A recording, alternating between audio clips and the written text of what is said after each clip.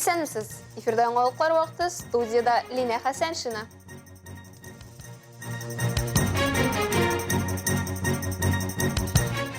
Ознакай районында уңыш җыялар. Колабыз автомобильчеләре руль артына утырганда аекмы?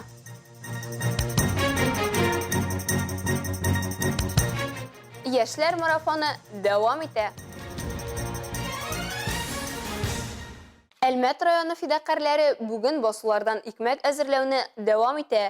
Районның авыл хуҗалыгы һәм азык-төлек идарәсеннән алынган мәгълүматларга караганда, 10 августка Бөртекле культуралар мәйданының 41,5% суктырылган. Бу 30,510 тонна икмәк басулардан эшкәртүгә озатылган дигән сүз. Шуның 16,350 тоннасы көзге бодай, 2273 тонна көзге арыш, 330 тоннасы язгы бодай, 10443 тоннасы арпа. Уртача уңыш гектарынан 18,8 центнер тәшкил итә. Шул ук вакытта хуҗалыклар рап суктыруга да тотынган. Ведутся обработка почвы под посев озимых культур.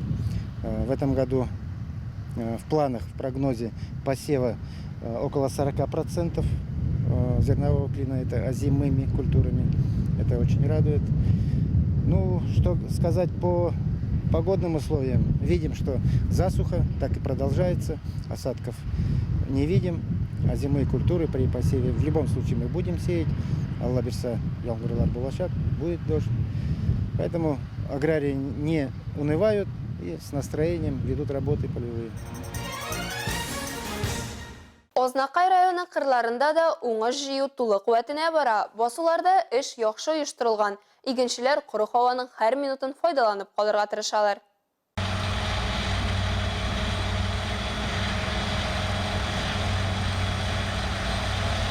Аграрийлар көнне төнгә ялгап хезмәт куя. Башкарыласы эш мәйданы 50 000 гектардан артык тәшкил итә.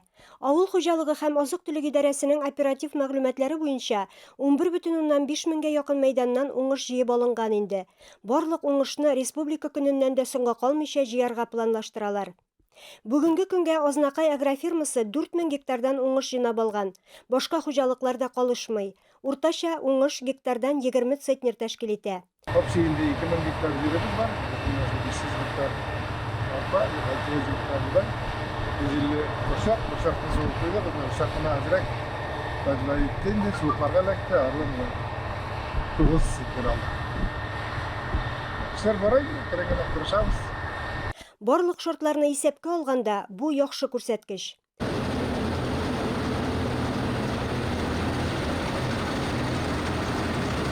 Кыр хезмәткәрләренең төп максаты уңышны югалтуларсыз җыю. Комбайнда 96 елдан бeri şu basınlarında ilgili böyle eğlenip çıktım indi. Uğuş yoluna göre yaxşı diye aytalam indi.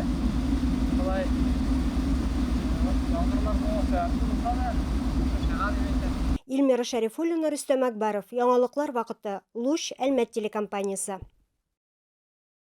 Башка темаларга юл хәрәкәте куркынычсызлыгы дигәндә беренче чиратта транспорт чарасы белән идарә итүченең җаваплылыгы төшенчәсе күз аллана.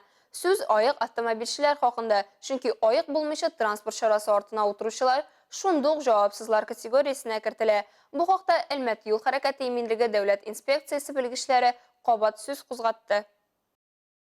Тизлек һәм оперативлыкка корылган заманда транспорт чарасы байлык булудан туктап күптәр инде тормыш барышында килеп туган мәшәкатьләрне хәл итә һәм проблемаларны җиңеләйтү чарасына әверелде. Шуңа күрә юллардагы машиналарның күплегенә гаҗәпләнәсе калмады. Тик менә шул транспорт чарасы белән идарә итүчеләрнең кайберләренең гаемсызлыгы шаккатыра. Сүз алкоголь кулланып руль артына утыручылар хакында. Андыйларның гаебе нәтиҗәсендә исерек машина йөртүче һәрчә гаепле. Агымдагы ел башында Россиядә 3676 һәлакәт булган. Шуларның 59-ы Татарстанда. За 7 месяцев текущего года на территории Альметьевского района по вине водителей в нетрезвом состоянии произошло 6 дорожно-транспортных происшествий, в котором, к сожалению, 1 человек погиб и 7 человек получили телесные повреждения. Госавтоинспекцией города Альметьевска было выявлено 344 водителя в состоянии опьянения. Исерек шоферга ел ярымнан 2 елга кадәр машина йөртү хокукыннан мәхрүм итү яны яки 30 000 сумлык штраф каралган. Әгәр дә ул исерек хәлдә кабат рульгә утырса, аңа карата җинаять эше кузгату мәсьәләсе хәл ителәчәк.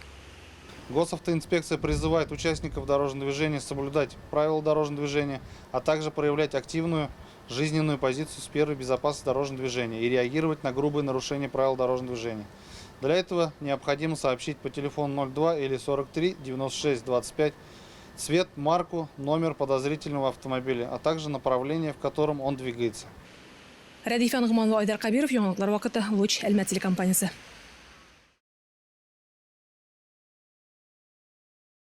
Сәламәтлек саклау, халыкны социаль яклау, яшьләр эшләре идарәсе, район мәгариф системасы вәкилләре калабызның вәзгыятен яхшырту. Түгәрәк өстәл шәһәр һәм районның демографик мәсьәләләренә җаваплы хезмәтләре һәм Татарстанның умиление ана һәм балаларны яклау үзәге белән берлектә оештырылды. Аның төп максаты гаилә кыйммәтләрен саклау һәм йөклелекне өзүне профилактикалау. Семинардагы төп доклад шәһәр балалар хастаханәсенең баш табибы Алмаз Вәлиуллиннан. Ул йөклелекне өзүне кисәтүгә юнәлдергән чаралар турында сөйләде. Узган ел белән чагыштырганда аларның саны кимегән. За аналогичный период 2023 года проведено 136 за этот год. Консультируем, проведено абортов 95, изменили свое решение уже 41 женщина. Практически в 2 раза, да? Вот практически уже Да. И процент у нас составил 30%. Шулай ук түгәрәк өстәлдә катнашучылар сәламәтлекне саклау, матди психологик ярдәм һәм төрле профилактик чаралар турында сөйләделәр. Очрашуда катнашучыларның барысы да бер-бер белән тыгыз элемтәләдә. Беренче ел гына эшләми. Хочу отметить, что до 2019 года в районе сохранялся 13-летний естественный прирост населения. И несмотря на то, что последние года падает этот показатель рождаемости, в целом общая ситуация стабилизирована. И убыль по району по итогам 2022 года составляет 197 человек. Әлмәт районы гражданнар хәләте актын теркәү идарәсе начальнигы Гүзәл Әмирова билгеләп үткәнчә, Әлмәт районында халык саны ел саен уртача 1400 кешегә арта. Бүген халыкның алга таба үсеше өчен перспективалар формалаштыручы максатлар арасында икенче һәм аннан соңгы урында туучылар санын арттыру тора. Радифа Нугманова, Эльбера Сарадубцева, Айдар Кабиров, яңалыклар вакыты, Луч Әлмәт телекомпаниясе. Балалар саны арту беренче чиратта булачак әтиәниләрнең сәламәт булуыннан тора. Шуңа күрә бу юнәлештә дә төрле урыннарда һәр төрле эш алып барыла. Әйтик, бу җәйдә калабызда старт алган бәхетле Әлмәт марафонының чираттагысы сәламәтлеккә багышланган иде.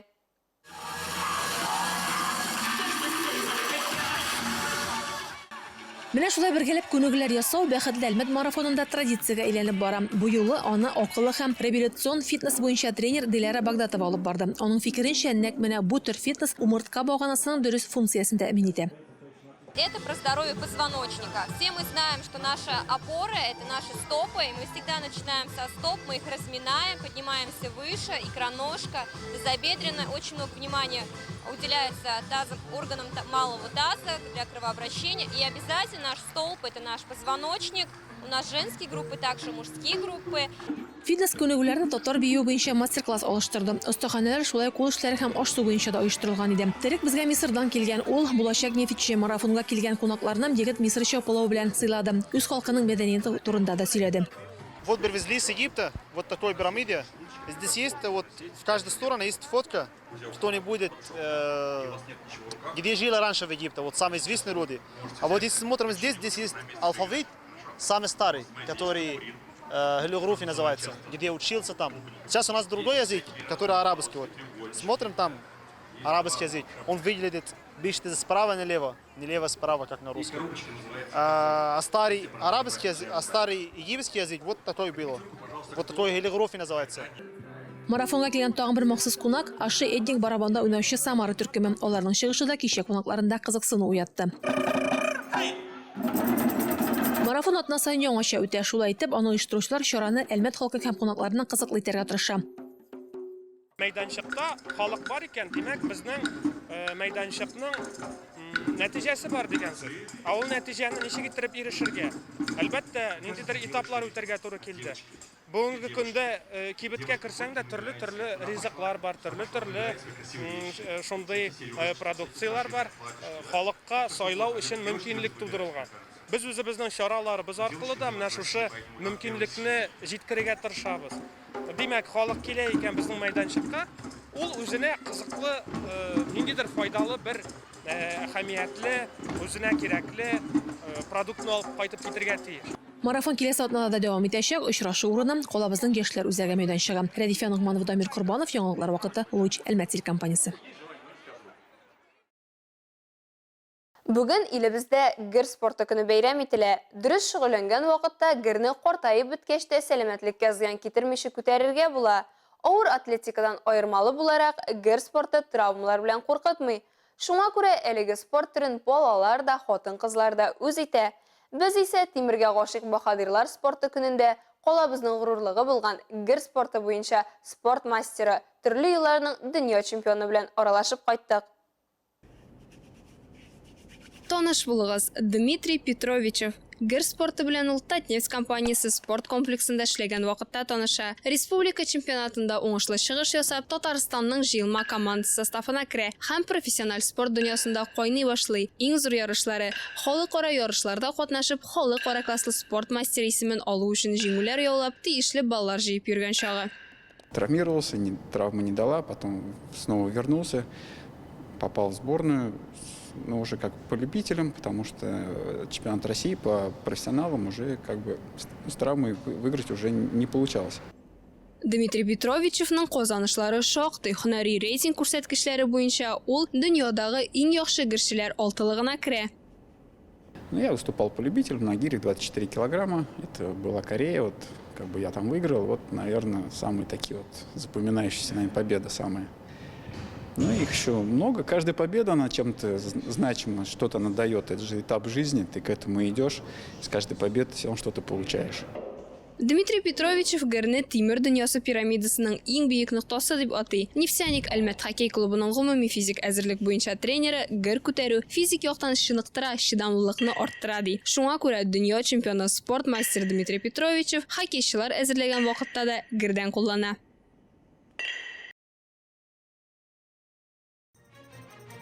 Әлегә шулар, Миллина Хәсәншин һәм монтаж операторы Динара Гайнетдинова сезнең белән сау булашабыз. Исәнмен булыгыз.